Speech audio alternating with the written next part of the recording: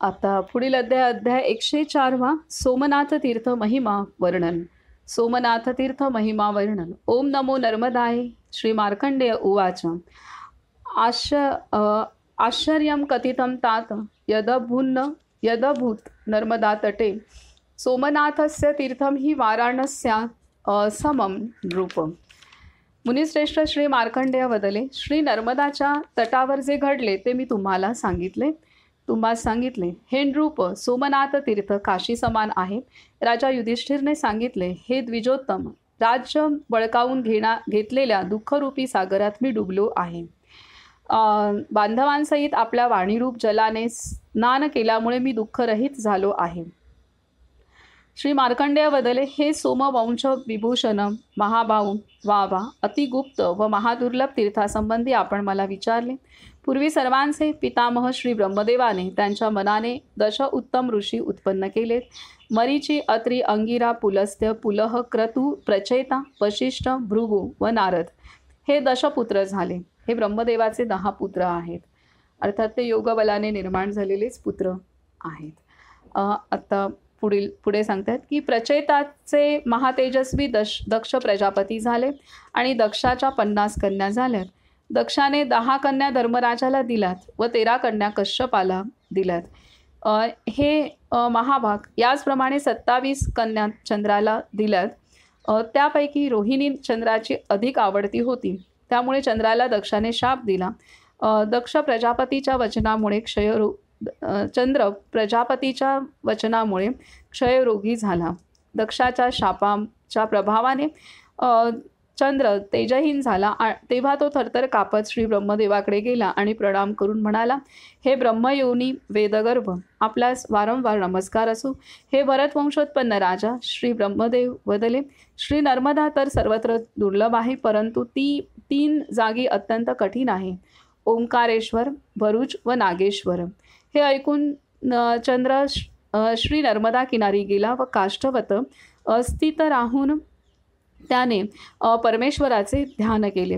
अर्धांगी पार्वती असलेले वृषभारूढ सोमनाथचे त्यास प्रत्यक्ष दर्शन झाले. तेव्हा चंद्र साष्टांग नमस्कार करून म्हणाला, हे ईश्वर, आपला जय असो, आपणास नमस्कार असो. हे पापहारी शंकर, आपला जय असो, आपणास नमस्कार असो. हे ईश्वर नाथ, आपला जय असो, आपणास नमस्कार असो. हे वासुकी नागभूषण, हे भूपती, आपला जय असो. त्रिशूळ व खापरधारी, आपणास नमस्कार असो. हे अंधकासुराचा नाश करणारे, आपला जय असो, आपणास नमस्कार असो. दानव देहाचा वध करणारे, आपणास नमस्कार असो. हे घट वृद्धिरहित, आपला जय असो, आपणास नमस्कार असो. काल कला दमन करणारे, आपला जय असो, आपणास नमस्कार असो. हे उमापती नीलकंठ, आपला जय असो. सूक्ष्मरूप व मायारहित शब्दरूप, आपणास जय नमस्कार असो.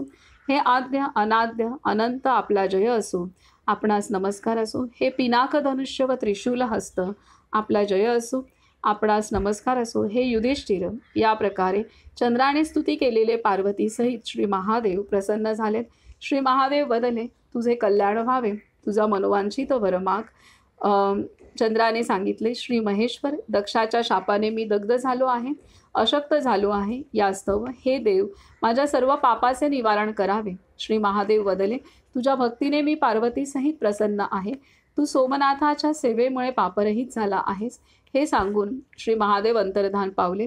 हे युधिष्ठिर, चंद्राने क्षणभर ध्यान करून पृथ्वीवर सर्व प्राणीमात्रांच्या सिद्धीसाठी सर्व दुःख व ब्रह्महत्या हरण करणाऱ्या लिंगरूप श्री महादेवाची स्थापना केली.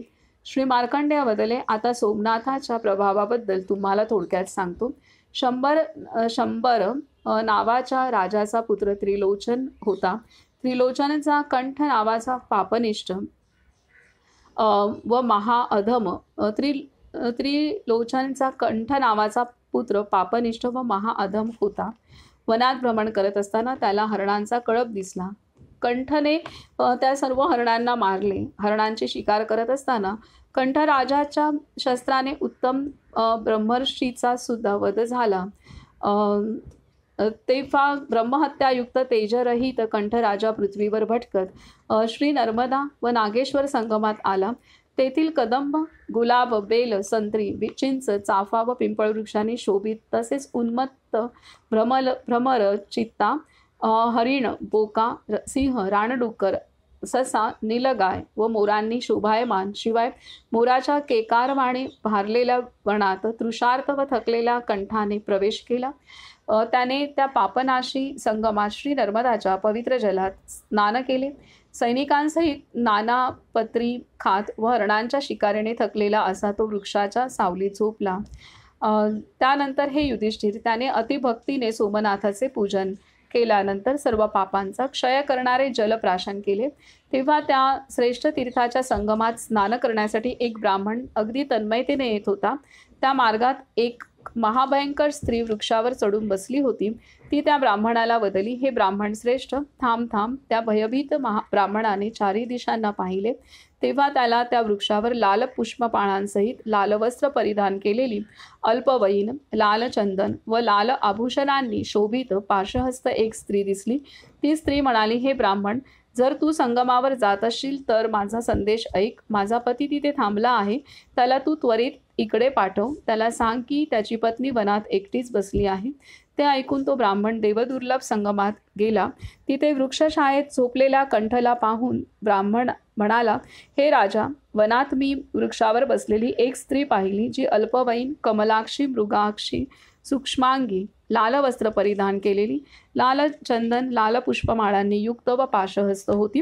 तिने सांगितले की तिच्या पतीला तिकडे पाठव. कंठराजाने विचारले, विप्रेंद्र, ती मृगनयनी स्त्री कुठे बसली आहे? ती कोणाची पत्नी आहे? तिने कोणत्या कारणास्तव बोलवले आहे ते सर्व मला सांग. ब्राह्मणाने सांगितले, हे राजा, संगमापासून अर्धा कोस अंतरावर सुंदर वनात तुमची वाट पाहत ती स्त्री बसली आहे. तेव्हा कंठराजाने सेवकाला सांगितले, तुम्ही तिथे जाऊन तिला विचारा की ती कोण आहे, कोठून आली आहे व कोठे जाणार आहे. हे नृपश्रेष्ठ. तो सेवक त्वरित गेला व वृक्षावर बसलेल्या त्या स्त्रीला पाहून म्हणाला, राजाने तुलाच विचारले आहे की तू कोण आहेस व कोठे जाणार आहेस.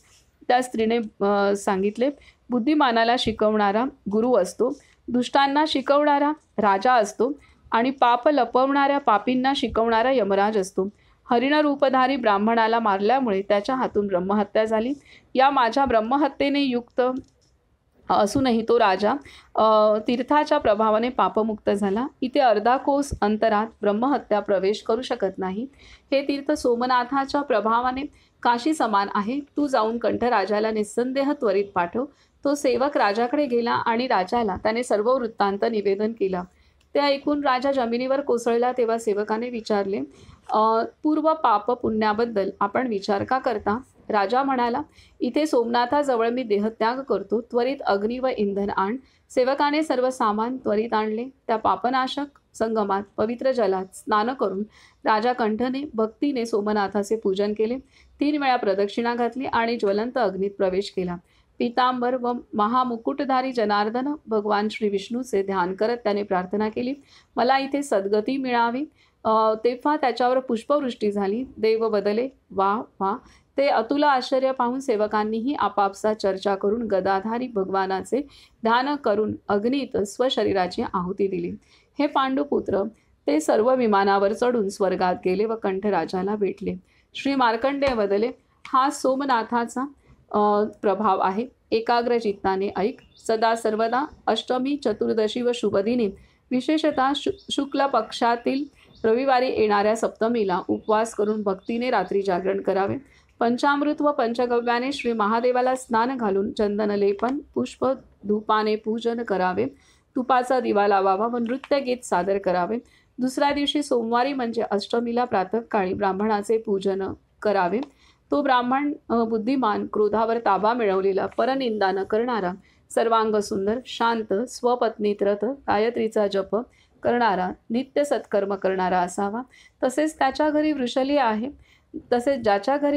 आहे व ज्याचा आगापिछा माहीत नाही अशा ब्राह्मणाला व्रत, श्राद्ध व दानात त्याजावे. परपुरुषाबरोबर राहणारी तरुण पत्नी व वेदपठन शून्य ब्राह्मण स्वतःबरोबर दान देणाऱ्यालाही नरकात पाठवतो.